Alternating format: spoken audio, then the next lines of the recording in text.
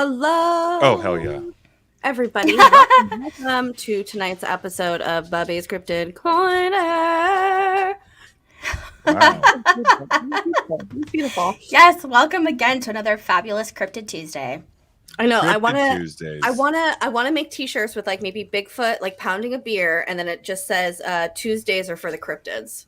Yes, that would be But genius. not fucking so good because everyone says like Saturdays are for the boys, fucking Tuesdays are for the fucking Tuesdays cryptids, are for the man. cryptids. I think we need to make it like a nationwide thing. Like it's like everywhere, everyone adopts. It's just on Tuesdays we do cryptid shit. Everyone, everywhere. Well, you might as well because they have the dumbest holidays like National Hot Dog Day, and I'm just like, the fuck. Is there like a National Bigfoot Day or National Cryptid Day? There, If like there's there not, then it's un-American at this point, and You know what? Start it because You know like what? Fucking shame on all three of us for not knowing the answer to that. Yeah, we're very fair-weathered, half-assed cryptid hold researchers. on. We're not. No, I still think it's funny that I even like that we do cryptids. Sorry. Just here we are. Cryptid. I started adamantly texting Bree several years ago about the show, and look where we are now. No, yeah. I here we are. weaseled my way onto your network. You really did. You really That's did. the But secret. okay. That's the secret. You bug us enough. Weasel your way. Yeah. Yeah. You just, Yeah. Your way if you in. just bug the shit out of Bree and Jamie, they will let you Eventually. kind of have a show. Exactly. Just do anything. You could show. Do You whatever. get a show. Fuck Right. it. We're gonna start off with show and tell. So Bobby, why don't you go ahead and go first? We haven't done this in so long, Mm-hmm. and I didn't know what to do. But I'm gonna start designating my show and tell to more or less, unless there's something better that comes along for a given circumstance, dedicating mine to weird movie recommendations Mm-hmm. that hopefully have something to do with the theme of the episode. In this case, we fit right in with that approach. There is a movie, I believe, from 1988. If you didn't know yet, we're covering the Loveland Frogman tonight, which Loveland is Frog. a bipedal frog man Oh, wait. from Before Ohio. you continue, Yes. that's a good way to say. So we'll introduce the frogs real quick. The word I believe is going to be frog. Anytime somebody says it, we do drink. my These are the God. drinking frogs right here. So go ahead, everybody. That is the game. Loveland Frog drink. Yes. Okay, Drink anytime anyone says frog. fair Frog, enough. froggy, anything. So my show and tell / movie recommendation of the week is going to be the 1988 starring Rowdy Roddy Piper of WWF wrestling fame. It's called Hell Comes to Frogtown. Oh, cool. This is a Okay. very exclusive limited edition Blu-ray of it. I don't know if you can find this copy anymore, but basically what it is a kind of post-apocalyptic dystopia. There are mutant frog civilizations, kidnapped fertile women. Men are fertility What can I is say? I love quite fertile. sparse. Well, it's like a I major know. plot point of the It's film. just the word. I was like, Fertile women. Rowdy Roddy Piper Fertile. plays a gentleman that is kind of a badass and one of the only people that can still I don't know how to put this without Just do it. sounding crass, but can still spread his active seed, if that makes sense. Mm. And He's a he must- breeder. He's a breeder, yes, and he must rescue women, That's why it was sexy important. 1980s ladies. That's why it was important that he specified that the women were fertile. Yeah, I mean that's the whole. It's about continuing on the human race, and salvaging the human population from a group of a civilization of mutant frogs that manifest after like a nuclear blast or something. It's not a good Sexy. movie. If you're looking for a good movie, I don't know if I'd recommend it. But if you like fun, bad 80s schlock, Bad boys. Hell Comes to Frogtown. There is a sequel as well. Okay. But I would start here. If you like Rowdy Roddy Piper from his most famous role other than No WWF idea. wrestling would be from They Live, which is also a great film. But Hell Comes to Frogtown is my show and tell tonight. If anyone would like to inquire with me further about it, my DMs are open. And if you guys don't know, open. Bobby has a podcast about old horror movies. It's called Not For Everyone Podcast. You guys should go check it out if you guys are into it. He and Adam do a fantastic show. It is indeed not for everyone, and it is highly offensive. But if you are into highly offensive, which if you're here, you probably are, you do do it. It's like, let's be real. The title is a double entendre. Like it's like not for everyone. We're covering films that are not for everyone, but also we are not for everyone. And so it's like a trigger warning mixed with a description of the movies that we will be covering. Exactly. I respect that. New episode should be out next week. We're covering Surf Nazis Must Die. Ooh, okay. Like, how the hell do you find these movies? Like, you close your eyes and you stick in your hand in a bin at Walmart. I feel like that's exactly. That would be like me asking, like, how do you guys find these crazy UFO accounts? Or like, you know, you just we just look. It's all about digging. It's all about digging through things that you're interested in, and like in this case with bad movies, it's about like digging through a lot of crap to find like the little gems, the little moments in time that are worth talking about. You know. Mm-hmm. What a skill to have. Is it a skill? To hold. I feel like my brain's filled up with so much useless information. No, I think that you're just a very passionate person about the things that you're into, and I think that that's a very cool thing to have. And I make no apologies. So cool. Neither do we. Have you met us? It's wicked cool. All right, Bree. Do you have any show and tell, Bree? What do I got around here? I feel like you haven't shown everyone your one painting. I got a crystal ball. I mean, I got a disco ball. Oh, okay. I'm gonna put this up in my house. I just don't know where I'm gonna put it up yet. Every time I think of you guys, I think of that Daft Punk song. Do you have the Which one? Cue it up, please? Which one? No, not Around the World. Funny story about that. I had a friend that was in American Sign Language class in high school, and he was supposed to sign an entire song for his final exam, and he did Around the World by Daft Punk. Oh my gosh, he just did the same thing over and over again. Yeah, I think he had to redo it. But anyway, no, Up All Night. Up All Night. You got that? Can you fire that off for me?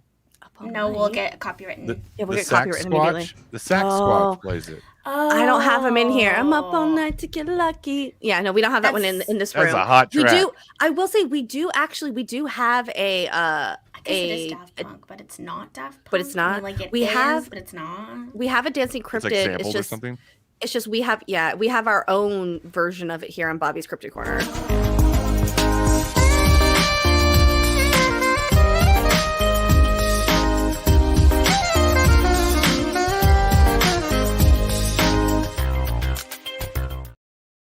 All right, we're just it has the same energy. Having a silly time tonight, you know. We always are. Back to the basics. Here we go. Exactly. I love Daft Punk though, to be honest. I've been drinking since 7, so here we go. Good. Just you know what, for good measure, everybody. For good measure, everybody. On a Tuesday, yes. We're very shortly going to get into our cryptid. It is the Frogman, so everybody go ahead and drink. Frogman. That was me on Easter. I was drinking since 10:30 a.m. Guys, seriously, how fun is drinking? I'm not even gonna lie. Like I saw in our DMs. Completely functional, not abusive, but I just enjoy. Mm-hmm. I saw that Luis from UCR was like, "Who goes hard on Easter?" Like referring to me. It was like, seriously. I wanted to reply, but she fucking threw me under the bus. Like, I was like, that really? is the least I didn't drunken holiday I can think of. Screenshots. I didn't. I barely. Screenshots. You're lucky I didn't send that picture because I wanted to so bad. I wanted to include that. I didn't want anyone to know that, but you were just like, "It's fine. I'm just gonna." Listen, we're here to be honest and open. Yeah, did everyone get wasted on Easter this year? Yeah. No, that was me. I was drinking. Yeah. I was drinking since 10:30 because we had Easter a.m. 10:30 a.m. We all had bottomless mimosas at the restaurant. Then we wrapped that up at about 11, and then we got ready for Passover. We had a Seder dinner for the Jews in the family. Oh, you got Jews and Gentiles in that family. I do. So we had all of the Jewish friends come over, and then it was just... it's a lot of wine. Yeah, if you think about it, I was fine till I wasn't fine. If you do Passover, I just remember you falling, got, getting in my Sprouts. house, and I had plants on the floor. Mogan and David for the Jewish folks in the family, and then if it's Easter, you get the Last Supper. There's wine involved. There's wine. It's a lot of alcohol. Easter. I feel like Easter is an underrated drinking. Here's holiday. the thing. Here's the two things about Easter. So when you're young, it's all about the candy, and then when you're older, it's all about the drinking. Like that's what just the holiday is. General. That's like outside whether it be Easter or not. Easter. Like okay, so for like Halloween though, it's like candy for the kids, but as an adult, you're like just drink and go crazy. It's more like you just have fun, you dress up. So it's not like every holiday, but like Easter specifically as an adult, like what else are you going to do on Easter other than fucking drink? There's really nothing else to do as an adult. I made a ribeye. See, there you go. And I went to the casino. Spinach. We had matzo ball soup. Very celebratory of the return of Christ. Go to the slot machines. We had brisket. Exactly. And some other Listen, shit. We did the whole zombie Seder Jesus shit, man. We did it all. They said the prayers and everything. It's the way to do it. It was great. It was great. I got an Easter basket this year also, but I always didn't. get an Easter basket. I was really upset that I didn't get one. So it was okay. Can I do my show and tell so we can get into this shit? Yeah, please. Get into it. Stop yakking. I'm going to quickly show you guys a mystery box that I got in the mail from this very nice lady right here, Crystals and Creations. Everyone go to her Etsy and buy things from her. She's great. Anyways, I got this beautiful Calcite ocean. Oh, Caribbean. There you go. It's a very Caribbean calcite. Very fertile. I was thinking like ocean. Easter rock. It is, and it has these little penis-shaped little drusies in there that are very fertile looking. Exactly. Okay. The theme of tonight is frogs and fertility. Infertility. Miss Spring. This beautiful amethyst with calcite. Hold on. I was late. Don't move. And I was like, do the drink. Yeah. Frogs and fertility. Drink. Yeah. Oh shit! I twice. Is there anything more fertile than a garden quartz? Amphibian. Black obsidian. True. This really cute tangerine quartz that looks like also little penises. Very on point for today's episode. I like how those what did we do? We had rocks. 5 people just drop out like all. Sorry, guys. And then we have this beautiful moss agate. They drop out because we're talking about dick rocks. I don't know. 5 people a minute ago. I don't need them. Bye. I'm done. Get the fuck out of here. Okay. Can't handle this heat. That's my show and tell. That's the portion. Now let's get into the cryptid. You're like, I came here to talk about frogmen and and what are you guys going on about? Okay, so we're talking about the Loveland Frogman. Where's that music coming from? I'm sorry, it's the video. I think it's a good. I just turned it down. Yeah. Okay. No, it's good background. Okay, I'll put it back. Intro the main event. Because we're allowed to. Yeah, I like it. It's a vibe. Okay, so we have the Loveland Frogman here. So I'm the captain of this goddamn episode, so everyone calm down. So we have the Loveland Frogman, aka the Loveland Frog, aka the Loveland Lizard Man, are kind of the 3 names that he goes by. This specific crypto we're talking about tonight is from the Loveland, Ohio area, the Claremont County.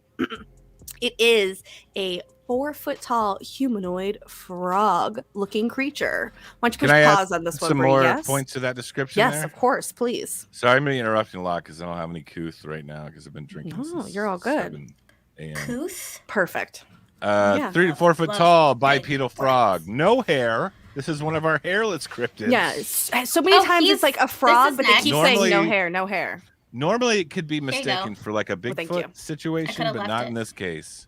Mm-hmm. So we have a 3 to 4 foot tall bipedal frog man, no hair, very wrinkly. I've read reports of a lopsided chest. I'm not sure what that means. A lopsided chest. Titties. Wide frog mouth, titties. No lips, much they like say a frog. Everyone's boob, like there's always one that's bigger than the other. So Bigger than that the other, doesn't necessarily like default to lopsided. My dominant tit is the right side, I think. Same, I think. I have no large idea. circular eyes, pale greenish gray coloring. It's Grandpa. 3 to 4 feet tall, bipedal frog. Webbed hands and feet. Yep. Let's go back to the area. Yeah. This is another one of those that's in that same corridor that we keep coming back to, whether intentionally or accidentally. It's along that kind of Kentucky, Ohio, West Virginia corridor. of the Appalachians. I don't know. There seems to be something going on through there. Yeah, and there's multiple cryptids from the Ohio area. This is not a stranger to the cryptid realm. They have, I believe, 5 in total that are their claim to fame in the cryptid world. So it's not like a one and done. Oh, we saw a Bigfoot. They got Bigfoot. They got fucking reptiles. They got it. The Mothman. They got it all. I was thinking about crystal methamphetamine. Yes, they do. I was thinking about how Jamie and I used to do state episodes for aliens and such. I wonder if we should do that for cryptids. When 100%. We find something like this, where you have one state that's just packed and loaded. Even if we've gone over them before, I think it would be interesting to just recap the fact that there are so many of these that we talk about that are all in the same state. Yeah, because to the layman, the cryptid realm of the North America is Seattle, Washington, Oregon, Northern California. Northwest, yeah. But it's so much more than that. That's what we're here on Bobby's Cryptid Corner to talk about. So much more than that. So much more than that. All right, Bree, do you have so much. Do you have a slide for the first sighting in May of 1955? This is a puzzle, right? But I saw this and I'm like, this is dope as puzzle. I would buy this. I was like, yeah, that's exactly what's going on. So I want that above my mantle. Everything. It really I should have painted this. So as you look at this picture, I'll read this story to you guys. So May 1955, there was a sighting. It was roughly about 2 to 3 a.m. in the morning. There was an unnamed businessman claimed to be driving home and witnessed on the side of the road 3 bipedal frog-like creatures conversating with each other. And he specifically said that they were like 2 to 3 feet tall and they looked like they were covered in leather skin. And so he pulled over to take a peek and look at them. And he could see them talking. He was looking. He's like, these are like these frog-like motherfuckers. And then eventually the frogs noticed him. And when they did, one of them took this wand-like object in its hand and held it over its head, and the unnamed businessman described it as being like sparks and light coming out of it, which scared the living shit out of him, so he jumped back in his car and drove away. Now, I just gotta say, unnamed businessman is it's the quite most a bit of a red flag. I know. Listen, there's so many red flags. This whole story is red flag. Who's not an unnamed businessman? I know. I will preface by saying though, before I did a bit of a deep dive on the Loveland Frogman before this episode. I had always kind of chalked it up to being as another one of those kind of silly, fun, folklore-y, very hyper specific to the location, embraced by the local culture, exploited by the commercial establishments. The area really amped it up in a bit to embrace it, if that makes sense. But I don't want to jump the gun here, but I feel like this is a little more than that as far as legitimacy goes.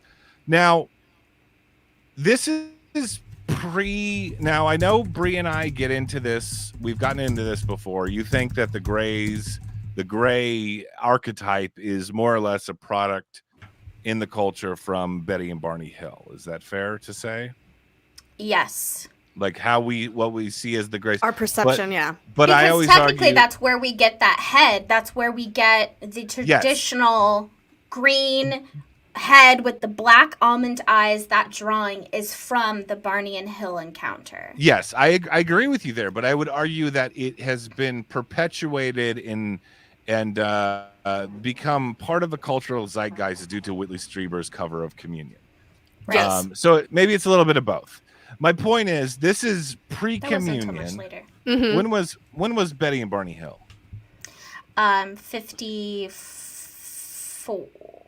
54. Oh my God, the UFO girls. I know. Hold on. Let me check my notes because I have every abduction in my phone somewhere. I really do. Hold on. Wait. It's in the 50s. Yeah, but it's like 50. Oh shit! I was so wrong. What is it? Embarrassing. 1961. 61. Okay. So that even is, to my point, even more so. This is the gray archetype being known in any way, shape, or form within the culture.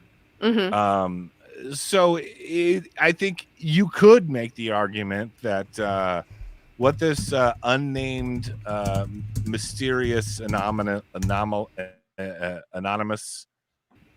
businessman,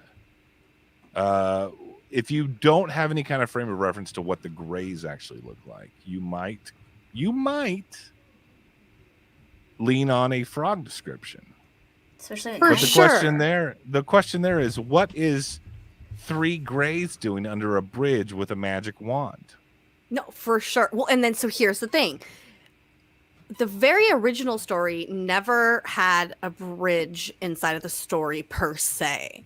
It was actually told 3 different ways. The first way that I just told it, the second way was that there was a bridge and they were on top of it. And the third way was that there was a bridge and that they were underneath it.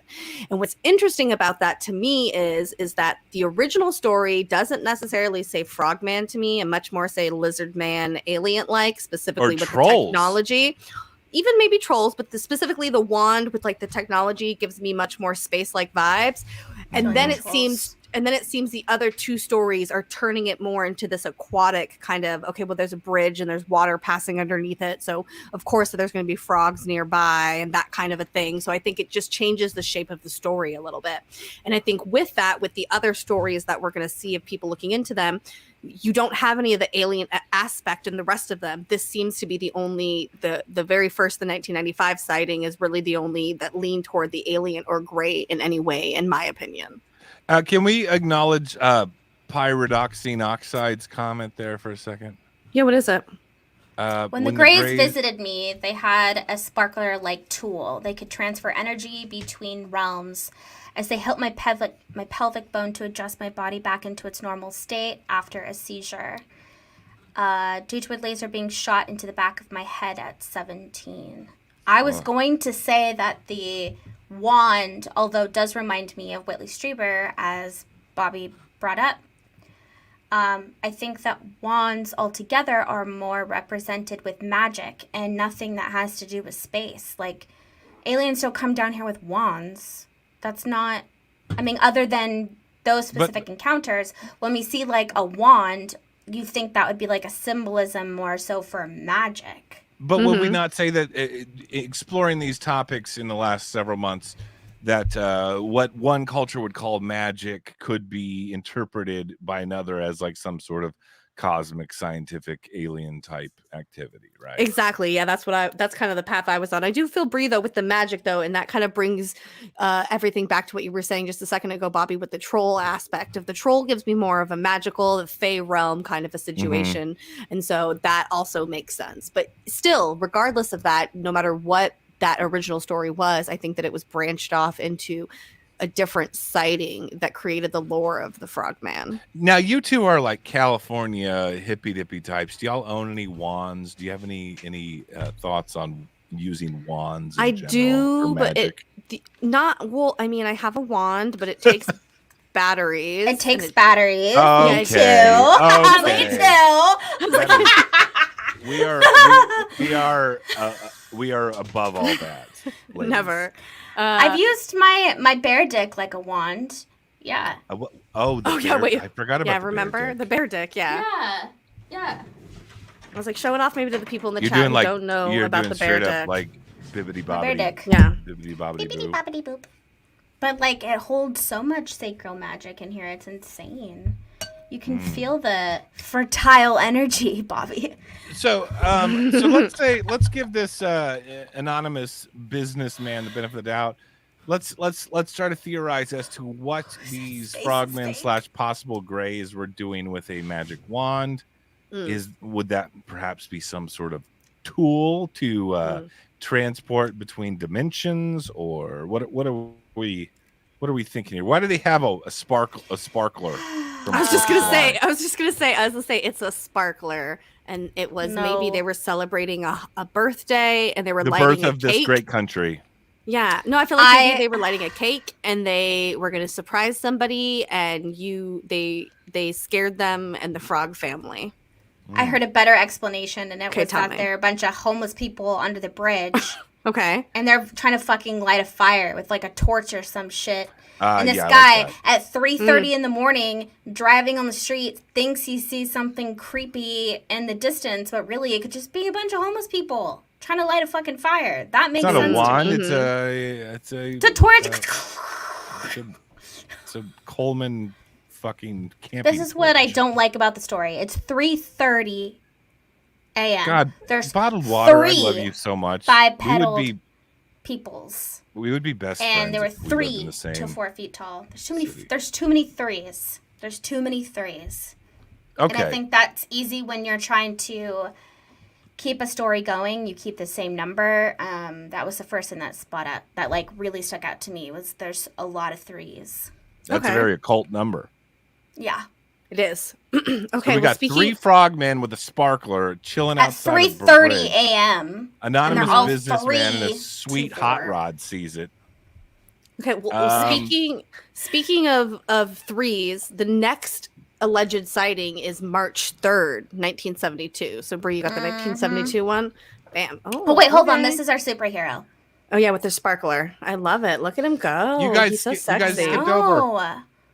No, we didn't. You skipped over an account that happened that same year in 1955. There was no other account. Oh, this is this is a quick one. Let me just tell me if you know. Just go through it. Lay it out. Approximately. Hold on. Fuck. Where are my notes? Give them to me. Maybe I'm the problem myself. When it comes to there was a woman that was, I believe, in the Ohio River, the Miami River, or something like that. The Little Miami River.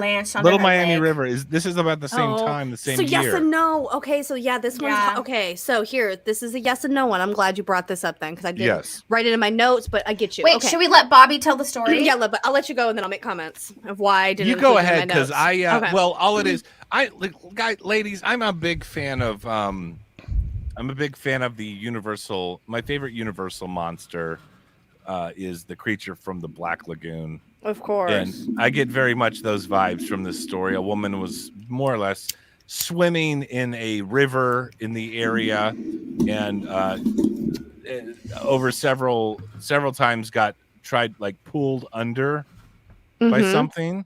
Very creature from the Black Lagoon-esque. However, I didn't find anything that had any kind of description as to what it was. I got you. But what did she have? So she was with a friend, and that her friend was her witness and bare witness to everything that was happening. And she was pulled under about 2 to 3 different times.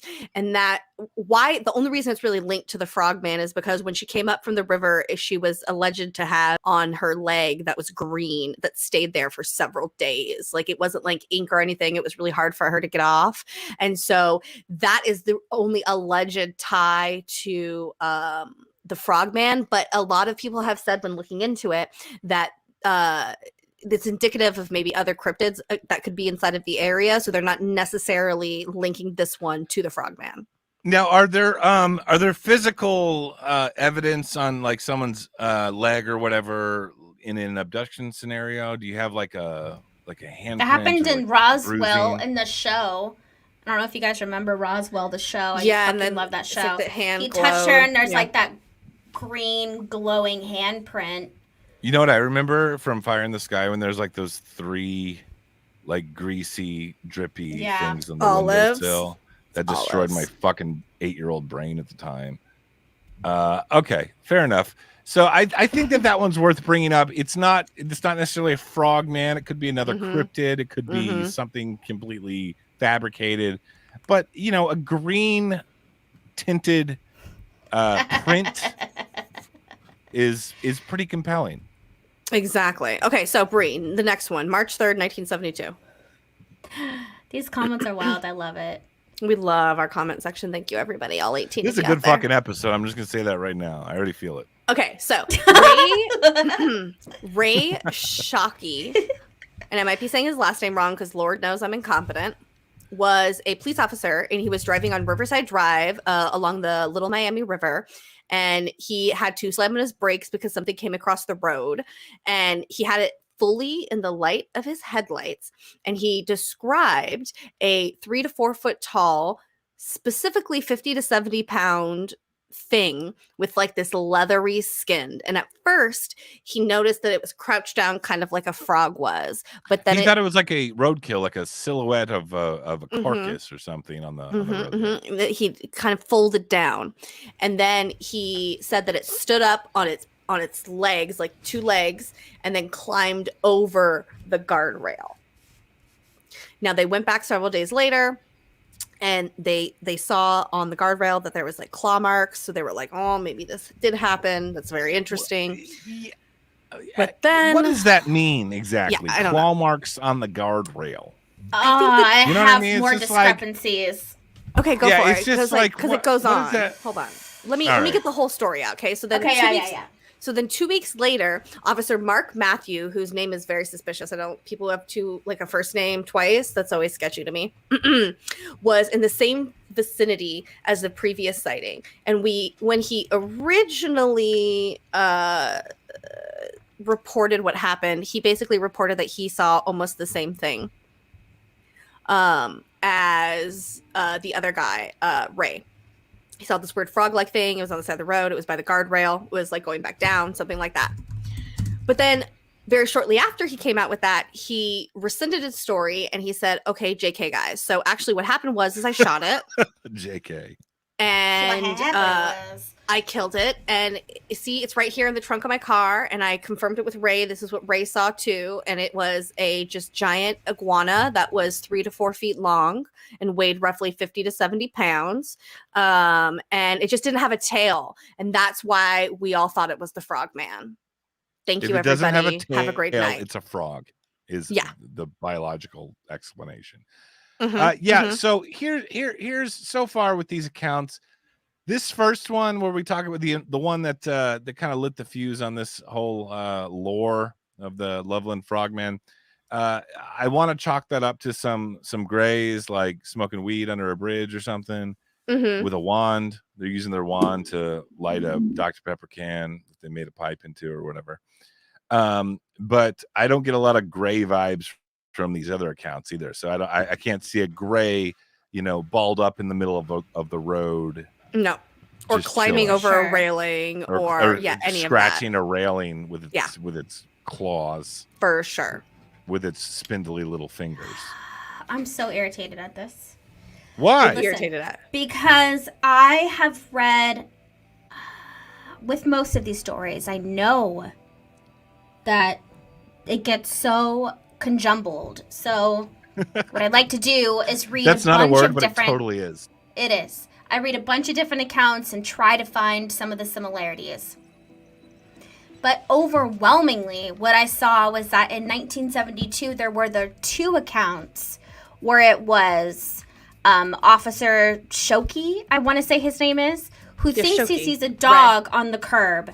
It's not lying on the floor. He thinks he sees a dog on the curb and then almost breaks because the thing is like walking across and then it goes over the thing like that. Then 2 weeks later is when Mark Michaels, another officer, Mark Matthews sees it lying in the street, slams on his brakes, goes to like pick up or move out over the roadkill, and then the thing stands up and then he freaks out and then he shoots it. Then I heard 2 different accounts within that story is that he either shoots it, but it doesn't hurt the frog, and the frog just like scurries away, and he's like, okay, whatever. And another story where he shoots the frog straight dead, takes the carcass with him back to the station, shows Shoki, is that his name? Shoki, I don't know how to say it. The first officer, and the first officer is like, yeah, that's what I saw, and it ended up being an iguana. Iguana, yeah. So with like no tail, these are specifically totally different stories. There's so many different variations of them. And I mean, Jamie and I ran into this before. One time we did an episode. I can't even remember which one it was. I think it was the egg one with the UFO that looks like an egg, and then the little aliens come out. And we had 2 totally different, like it was the same story, but the the series of events were different. And this is also, I think, the same exact case where there's so many different versions of these stories of what happened in these two sightings. It's either that they're two different accounts in 1972 or it was one, and there's just, like, who knows? So there's a lot of muddied water with this Yes. one. Yes. For sure. And there's not a whole lot of consistent description or behavior. No. Is that fair to say? Absolutely. Like actually know the one thing that seems to be common is that this fucking frog is always trying to leap over. Okay, to get back in the water. Side of the As road. frogs will do. Yeah, it's not really like bothering people. It's like trying to like get away. It's like, this is like the one thing it's always depicted as doing. As Tommy G says, that creature is like later bitches. Frogger was my shit, Renee. Frogger was my shit. I grew up playing Frogger on my PlayStation as a kid with me and my dad. Yeah, good times. You played Frogger on the PlayStation? Hell yeah, I played Frogger on PlayStation. That's from a wee lad. And then I think I even tried to get like an updated version. And then also when Jamie and I went to Dave & Buster's a couple years ago and they had it on like a giant screen. That was really different. But Frogger was so much fun. Anyway. I have a question. Yes. Do we have hate crime queued up? Yeah, of course. Can we do one of those real quick while I use the little boys' room? Yeah, go for it.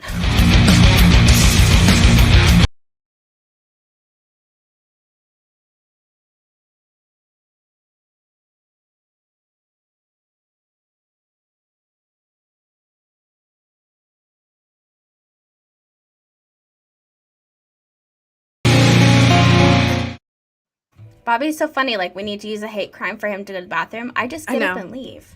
I know. I love it too. We'll wait for him to come back here. We'll say hi. Talk to everyone in the chat while we wait for him. Hi, everybody, our lovers. Who's here? Hi, Tommy. We'll call out our friends. Yes. Hi, Tommy. Tommy G. We got Night Gazer. Hi. Wait, Bree is so cute and young. Laugh out loud, JK. You're just kidding. That's rude. Yeah. I'm not that young. I'm back. Oklahoma different. I'm Yeah. old. We'll talk about that later. Old. I'm 31, baby. 31. Sorry about that. Okay, so you're back. All right, so we have more of these in the road ones. Can we have go forward a little bit, Bree, to the next time? Oh, look how cute the next they date are. in here. Oh, you probably don't have the next date. Okay, so I'm gonna pause it. Oh yeah, I do. do. So, 2016. Yes, Beautiful. This one. So 2016. This is the most recent This guy sighting. captured more Pokemon than he bargained for. I know, he really did. Okay, so it was mid-August in 2016. It was Sam Jacobs and his girlfriend while they were playing Pokemon Go in Cincinnati. The location of the sighting does cast a little bit of doubt about his sighting because this isn't the Loveland area, which is like, the big like 3 counties or whatever it is that they have. So, hey. Is there anything more 2016 than the game Pokemon Go? No, there's really not. And what's funny too is like during his interview, like one of the specific things that he says is he's like, and then we saw the Frogman, not on the game, not Pokemon, in real life. Yeah. I love that. Okay, so do you guys want to see the video? Yes, please. Fuck yeah. Okay, so I do have the video that he did catch of it. So here we go. I'm gonna play it real quick. It's just like the worst thing in the world. There we go. Fucking yeah. Hold that shit still, bro. Okay. What? And that's all we got. So do we have any context to this photograph that we're seeing here? The photograph is video. the enhanced video of it. So they enhanced the photo, so they like changed the brightness of it, and so this is what it supposedly looks like enhanced. So this is the video of that photo. That guy had Pokemon Pareidolia. He was so invested in playing Pokemon Go that everything was a Pokemon. Everything was a Pokemon. And it physically manifested itself from his psychological projection. Can we talk about the photo, though? Like, Jesus. Super creepy. No, like, come on. That looks like a stuffed animal. And 2 photoshopped eyes. Kari can do that in After Effects. That's After Effects as fuck. Listen, I'm like, yeah, the enhanced photo is not it for me, but I will say the video though does show something creepy in the water. You can see it reflecting off of the light. Will I say that it is a giant frogman? No. Will I say that it might possibly just be a large frog? I mean, Why not? That's a large frog, just like with glowing eyes and. Maybe it's on a lily pad. No. That frog Also drink. Drink. Frog. Start water skiing or something. Oh God, it's bad. Those don't even look like real eyeballs. So yeah, that's the whole story. That's the entire story right there. That's all of it for what is it doing? the 2016 sighting. And that was the Loveland Frogman. Is it standing? No. That's just the 2016 one. Oh, okay. What is it doing? Is that meditating? Tell me it doesn't look like it's meditating. It does look like it's meditating. It looks like it's like coming out of the water like, oh. It's a very enlightened frogman. It's risen like Jesus for Easter. Risen. How many Reiki crystals do you think that frogman has? 742. I feel like he just levitates. So I know that the story goes that they took this and then somehow after it stood up and it walked away on its two legs. And it's like, well, then where's the footage of that? I don't know. Where's the footage of that? I love this photo so much. Me too. It looks nothing like. It looks like nothing that would be. Oh, look at this thing. So this is like a little freeze on the right. It's like a little freeze of the video that Jamie had, but it's so different. So I don't understand. I think people obviously doctored this photo. For sure. And if you look at it, I think that they tried to make it look more like a gray alien because you can kind of see that it doesn't have a frog head. It looks like it has more of a typical you guys, wait. Head. Listen, the one on the right-hand side is a man with his eyes that got that glare, and he's like holding his hand out. You could see his chin line and his neck and like his hoodie around him, and he's like, guys, I don't like your poo-pooing of the frog. I think that's a real frogman. We're all entitled to our own opinions. Okay. So here's the thing. Listen. You do you, Bobby. Wait. That doesn't seem like a very optimal body shape to survive in the woodlands listen. of Ohio. Listen, here's the thing. So listen, we talked about a lot of these sightings, from the, let's say, New World, and we're not so convincing of them. So let me possibly convince you slightly and bring it back all the way to the beginning, back to the Native Americans as always, which I felt like I didn't really realize this when we jumped into the cryptid world, but we talk about the Native Americans almost every episode now. That exactly. It always goes back to the natives every single time. It always goes back to these creatures. So there's two different tribes that are cited, and I'm not sure which one is correct, so I'm going to call both.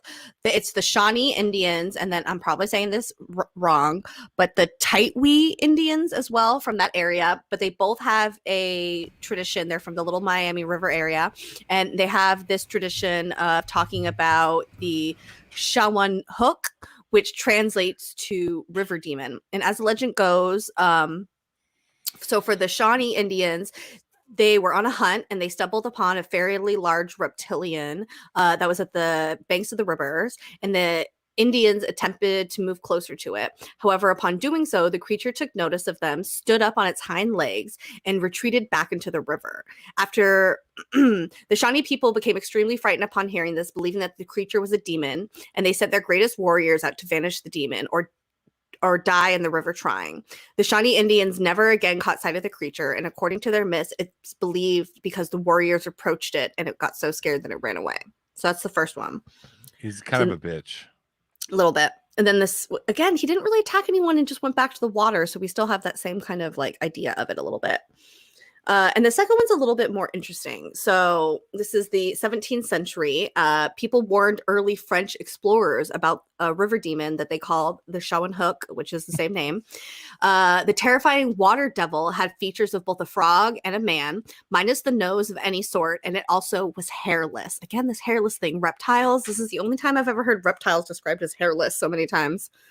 Its skin was dark and bumpy, with a wrinkled yet slimy appearance. The Shawan Hook guarded the river's bank, chasing away any of all who stumbled upon it uninvited. Ooh. So are we saying? Here's the thing. the modern day, what I think people think about the Frogman is more indicative to these Native American stories to me than they are at all of the 3 or 4 sightings that we talked about in later times. Like I said, in the New World kind of area in the 19th century. Do you guys think that Bigfoot Anon believes in the Frogman? Because I think he does. And here's another thing that's interesting about this. Maybe. We're only specifically talking about the Loveland Frogland right now. Loveland Frogman drink. But there's been sighting of frogmen in other parts of the world. So we're not just saying that, like, even though we're not believing these 3 necessary stories about this cryptid right now coming from Ohio, that's not to say that other encounters of it throughout the world aren't a lot more accurate and indicative of the Native American version than it is the kind of more new age version of the Frogman drink. I'm out of booze, but okay. I just that I mean, it's. We'll get into it. I don't know, sci-fi, baby. but I'm very on the fence with this one. Oh, Lord have mercy. Is there even a fence to be at? Yeah. I was like, so here's the thing. That's really all of the information that we have on this on the Loveland Frogman drink, everybody. God damn.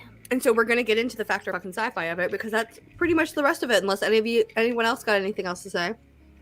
Could it be just a coincidence though? Because a lot of I did come across the. What do you mean a coincidence? What's a coincidence? Shannon Hook. And a lot of accounts that I read, it was just that they were like hairless and wrinkly, and not necessarily. This is for Factor Sci-Fi. Not necessarily like super froggy. Mm-hmm. So I feel like I think it could be a coincidence. Kermie wants to know, what's the verdict? Oh my god, I fucking love the Muppets so much. Dude, so me good. too. Did anyone else grow up watching Friday Night Muppets? I grew up watching Muppet Christmas Carol, and I wish I could watch that when it's not Christmas time. A giant foreskin walking around. Okay, bottled water. You're about to get banned from the chat. No. Okay, guys, let's factor sci-fi this motherfucker. This is a Can I go first? Serious For sure. scientific inquiry into the Frogman of Loveland, Ohio. Exactly. I don't want to go first. You guys go first. No, Bree's going first. Go for it, Bree. Go for it. I'm giving it a -5. Wow. That's not even an option. Such a hard sci-fi for me that I was almost irritated. I was like, okay, I'm glad that we're covering this because... Why, though? Why? It comes up. None of the stories are fluent. They're all over the place. There's no overall consensus of what actually happened. None of it. It doesn't make any sense to me. And, I mean, other than that, there's only, like, maybe 4 encounters that are written about, and all of them are fucked. None of them are legitimate. There's not one legitimate, substantial encounter, besides the fact that we don't have evidence. Am I an evidence person? No. So throw that out the window.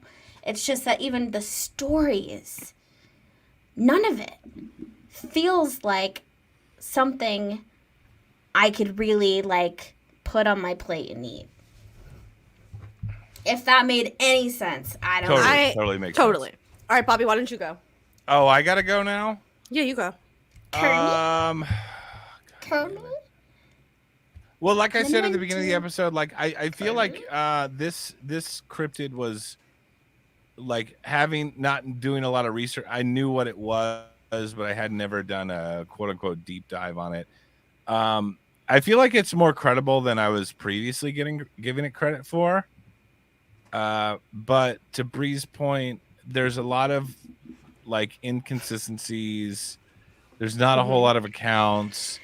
It's very if it is a real thing, like I've been reading up on, I think it's a John Keel term. I'm not sure. I know John Keel kind of expands upon it. What's called hyperstition, where like things where things become more or less accepted by a culture and more or less manifests into reality, almost like a tulpa or an egregore, which we've talked about before. I swear we say that every episode. It's important to say that because I think this has a lot to do with it. It's more or less a psychological projection of like a preconceived assumption of reality or something within a given culture. And I think there might be some hyperstition here, especially with the later accounts. The early account that was kind of the starter pistol to this whole thing is very dodgy, because we don't know the name of the guy. He's just an ambiguous businessman. They had a magic wand. I don't know if I can get behind all that. I'm gonna give it like a 2, because I like to leave a little bit of room for. A 2 is like a pessimistic. It's like respect. Bitch. It's like your middle. Like no, it's sci-fi, but it's respectfully. You're tipping sci-fi. Your hat. Yeah, I'll tip my hat. I'll tip my hat to the Frogman, but I don't believe your him. hat. Yeah. Thank you, Kermie. Okay, so here's the thing, guys. Why I wanted to go last. Shit. Here's the thing. I don't necessarily hate it. I don't necessarily love it. And I'm going to have to hard middle bitch it right in the 5. Oh, wow. Okay. And here's why. I like the Native American aspect of it. I like the fact that there's tons and tons of more sightings and people and stories about Frogman outside of the Loveland, Ohio area. So I'm into the idea of, on a bigger scale, I find it to be more believable than specifically the Ohio area. What a middle bitching, I guess, is like, I don't necessarily believe these 3 stories that we heard, but I believe in the bigger idea of the Frogman. That doesn't mean anything, Jamie. That's what we're talking about, the Loveland middle bitch Frogman. gobbledygook that you just espoused there. But to your point, I just want to say, though I do believe in high strangeness and certain things that are not accepted by mainstream science, I think it's very, very much possible that perhaps this is a mistaken identity of something strange, not necessarily a natural creature that's recognized by mainstream science. I think there is some gray attributes to this. I think there is some reptilian attributes to this. Interesting. I think, how so? Well, the gray thing we already talked about with the magic wand. Thank you, Michael. Love you. And the in agreeing that, you know, the archetype of the gray within the cultural zeitgeist via Whitley Strieber and Betty Barty Hill was not particularly known about at the time. Yeah. But I think that maybe these accounts were some sort of strange anomaly or strange thing that we can't explain. But as far as like a flesh and blood man that is a frog, I don't know if I can fully get behind. Like, I honestly get a lot of Hopkinsville Goblin vibes from this one too. Oh, I feel you on that one. 100%. I feel you on that. Same year. Yeah. The first sighting, 1955, same year as the Hopkinsville goblins. I'd like to know if you guys want to do some research into the where the stars were aligned at that point in time. Yeah. Are we what more we should vulnerable? do once a month? We should do like a weird little update episode about all the cryptids we did, any other weird information we found out, and we were like, oh yeah, by the way, guys, these connections we made. We should do like a little update every once in a while. Sure. But yeah, I'm still gonna have to sci-fi this one as a literal frog man, but I am not throwing out the baby with the frog baby with the bath water. Frog baby with the bath frog. Yeah. To say that it's not necessarily not. That's a double negative. It's not. It's not a product of high strangeness, but as far as a literal frog man, I am pretty skeptical. I need to know though, like, where do you see like Alien? Where does Alien come in for you? What do you mean? Because you were saying like it gave you a little bit of like I think gray reptilian vibe. So where in the storyline? The gray thing has a lot more evidence and credence behind it in general. And just grays hanging out by the river? No, I don't know. But see, that's the thing. Like, I don't fucking know. Like if these grays were kind of renegade grays, chilling in Ohio, smoking meth.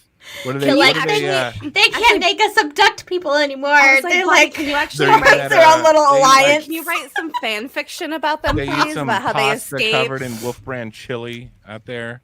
Yeah, they're starting the revolution. They're like, no more, no more abductions. Yeah, exactly. I don't know.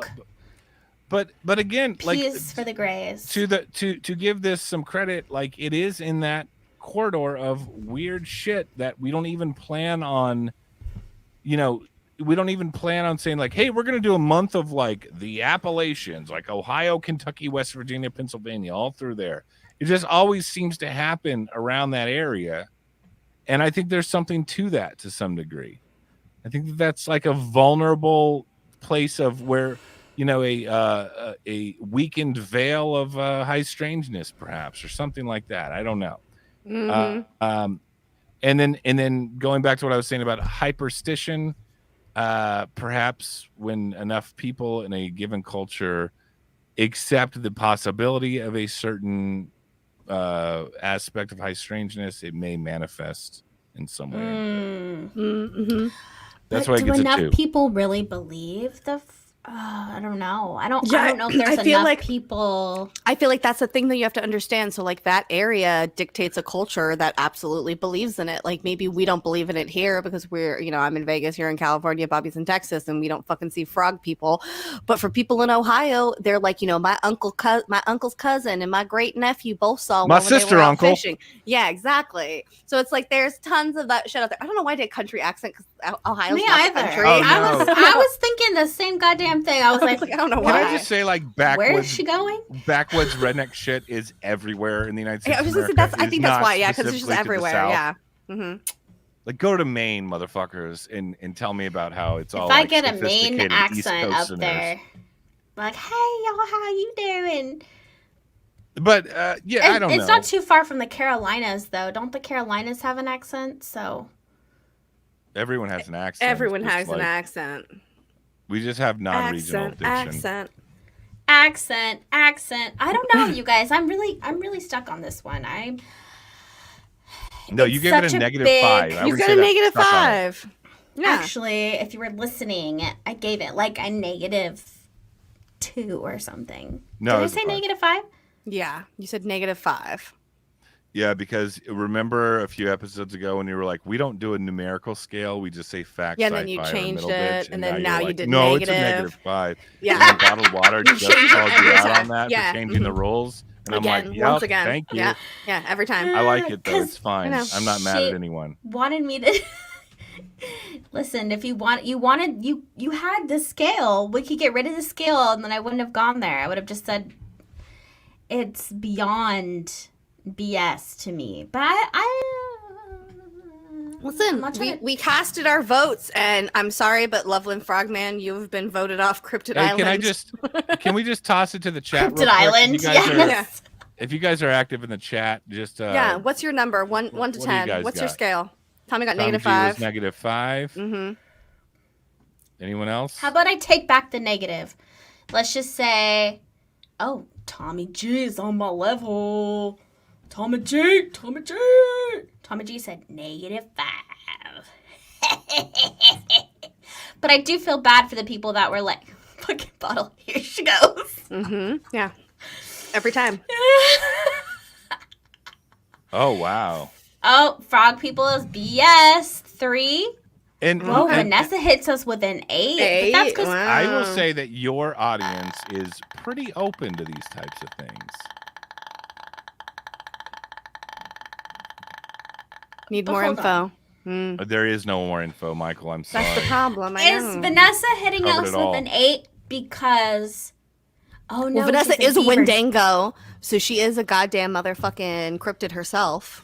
There's a Beaver Creek in Ohio, Beaver. but not Beaver Listen. Dam.